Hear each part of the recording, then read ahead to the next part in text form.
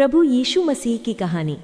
बहुत समय पहले फिलिस्तीन की एक छोटे से शहर नाजरत में एक पवित्र स्त्री रहती थी जिनका नाम मरियम था। मरियम की सगाई यूसुफ नाम के एक बढ़ई से हुई थी। एक दिन स्वर्गदूत गैब्रियल मरियम के पास आए और बोले, हे मरियम, डरो मत, परमेश्वर ने तुम्हें चुना है। तुम पवित्र आत्मा से गर्भवती होगी और एक पुत्र को जन्म दोगी जिसका नाम यीशु रखना। वो परमेश्वर का पुत्र होगा और लोगों को पापों से मुक्ति दिलाएगा। मरियम आश्चर्यचकित हुई, लेकिन उन्होंने परमेश्वर की इच्छा स्वीकार कर ली। यूसुफ को भी स्वप्न में स्वर्गदूत ने बताया कि ये परमेश्वर की योजना है, इसलिए उन्होंने मरियम से विवाह कर लिया। उस समय रोमन सम्राट ऑगस्टस ने आदेश दिया कि सभी लोग अपनी अपनी जन्मभूमि में जाकर जनगणना करवाएं। यूसुफ और मरियम नाजरत से बैतलहम गए, क्योंकि यूसुफ दाऊद वंश के थे और बैतलहम दाऊद का शहर था। रास्ता लंबा था और मरियम गर्भवती थी। बैतलहम पहुंचकर उन्हें कोई सराय में जगह नहीं मिली, क्योंकि शहर में बहुत भीड़ थी। अंत में वो एक गौशाला में रुके। उसी रात मरियम ने एक पुत्र को जन्म दिया। उन्होंने बच्चे को कपड़े में लपेटकर चरनी में लिटाया, क्योंकि वहां कोई पलना नहीं था। यही बच्चा था प्रभु यीशु मसीह, परमेश्वर का पुत्र, जो मानव रूप में इस दुनिया में आया था ताकि लोगों को प्रेम, क्षमा और उद्धार का संदेश दे सके। उस रात आसमान में एक चमकदार तारा उदय हुआ। दूर दूर के चरवाहे अपने झुंड की रखवाली कर रहे थे। अचानक स्वर्गदूतों का एक समूह प्रकट हुआ और चमकदार प्रकाश फैल गया। स्वर्गदूत बोले, डरो मत, मैं तुम्हें बड़ा आनंद का समाचार सुनाता हूँ। आज दाऊद के नगर में तुम्हारे लिए एक उद्धारकर्ता जन्मा है, जो मसीह प्रभु है। तुम उसे कपड़े में लिपटा चरनी में पड़े पाओगे। तब स्वर्गदूतों की एक बड़ी मंडली ने परमेश्वर की स्तुति गाई। आकाश में परमेश्वर की महिमा हो और पृथ्वी पर उन मनुष्यों में शांति जिनसे वो प्रसन्न है। चरवाही जल्दी से बैतलहम गए और बच्चे को चरनी में पाया। उन्होंने सबको ये अद्भुत समाचार सुनाया। पूर्व दिशा से 3 विद्वान पुरुष मागी उस चमकते तारे को देख कर आए। वे सोना, लोबान और गंधरस की भेंट लेकर यीशु के पास पहुंचे और उसे राजाओं के राजा मानकर पूजा की।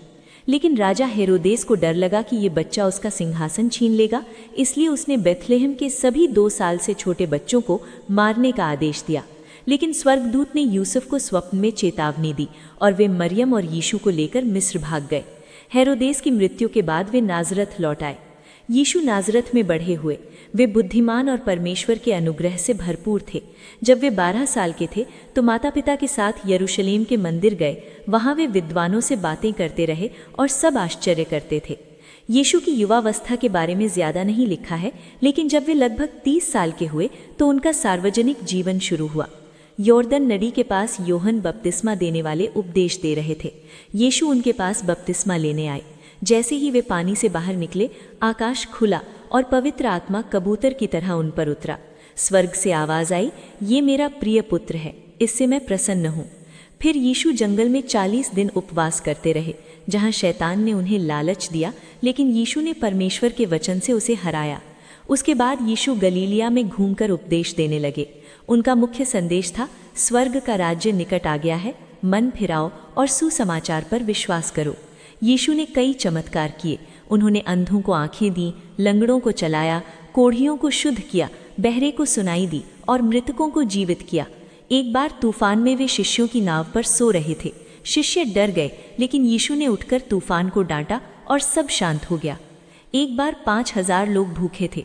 यीशु ने एक लड़के की 5 रोटी और 2 मछलियों से सबको खाना खिलाया और 12 टोकरियां बचा ली। एक अन्य बार उन्होंने पानी पर चलकर शिष्यों को बचाया। यीशु ने कई दृष्टांत सुनाए, जैसे खोई भेड़ का दृष्टांत, जहाँ चरवाहा एक खोई भेड़ को ढूंढता है, या दयालु सामरी की कहानी जो पड़ोसी प्रेम सिखाती है, या खोए पुत्र की कहानी जो परमेश्वर की क्षमा दिखाती है।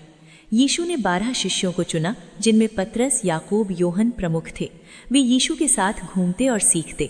लेकिन धार्मिक नेता और फरीसी यीशु से ईर्ष्या करते थे, क्योंकि लोग उन्हें मसीहा मानने लगे थे।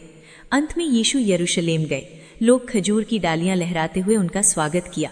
होशाना, धन्य है वो जो प्रभु के नाम से आता है। लेकिन यीशु जानते थे कि उनका समय निकट है।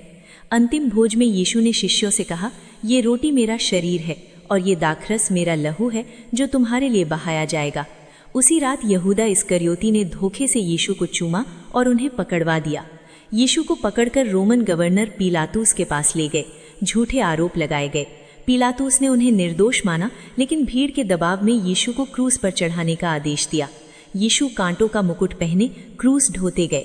गोलगोथा नाम की जगह पर उन्हें क्रूस पर चढ़ाया गया।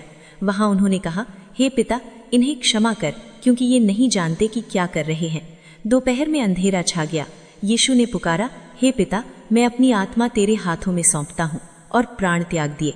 पृथ्वी कांपी, मंदिर का पर्दा फट गया। यीशु को कब्र में रखा गया। तीसरे दिन सुबह महिलाएं कब्र पर गईं तो पत्थर हटा हुआ था और कब्र खाली। स्वर्गदूत बोले, वो जी उठा है। यीशु कई बार शिष्यों को दर्शन दिए, उन्हें सिखाया और कहा, जाकर सब जातियों को चेला बनाओ, मैं सदा तुम्हारे साथ हूँ। फिर वे स्वर्ग पर चढ़ गए।